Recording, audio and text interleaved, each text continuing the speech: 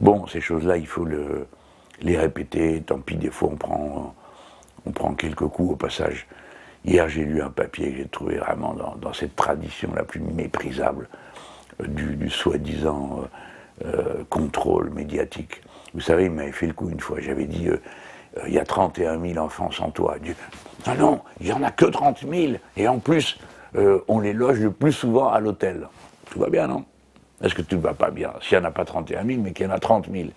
Donc c'est vraiment, vous sentez que c'est le truc mesquin pour vider la pointe d'une argumentation qui frappe l'esprit quand vous entendez 31 000 gosses qui n'ont pas de toit, là. Mais vous avez un de ces qui passe derrière, oh là là, c'est exagéré. Alors vous dites, ah ouais, quand même, ça me semblait beaucoup.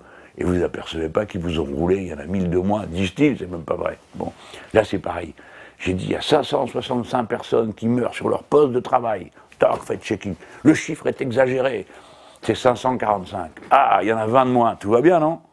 Est-ce que tout va pas bien? 545 personnes meurent sur le poste de travail, pas 565, monsieur Mélenchon. Allons, vous exagérez. Eh bien, les 545 familles qui ont perdu quelqu'un au travail peuvent dire merci à ce média, hein, pour sa sensibilité humaine, pour sa compréhension du problème. Bon. Autrement dit, taper Mélenchon, ça devrait avoir une limite, la limite de la décence, du respect pour les autres, pour les morts, pour la vie des gens. Hein, voilà. Avec eux, il n'y a pas de limite. Voilà comment ce système va à la folie. Hein, je ne le dis pas pour moi, je m'en fous de ce qu'ils disent de moi. Je regarde ça, des fois je m'amuse, mais c'est surtout le débat public qui est pourri par des méthodes pareilles. On ne peut plus parler de rien. Parce qu'ils vous chopent un mot, ils vous le transforment en buzz. Leur but n'est plus de rendre compte, c'est de créer une actualité. Donc ils la fabriquent de toutes pièces, en prenant des mots, en révélant, en soulignant, en éclairant. Et voilà pourquoi nous avons vécu une campagne présidentielle misérable, où il a été à peu près impossible de parler de quoi que ce soit. Rappelez-vous que les ordonnances sur le travail, on a essayé d'en parler. On n'arrivait à rien. On n'a pas pu en parler. Et maintenant, Macron, il dit, mais moi j'avais dit dans la campagne.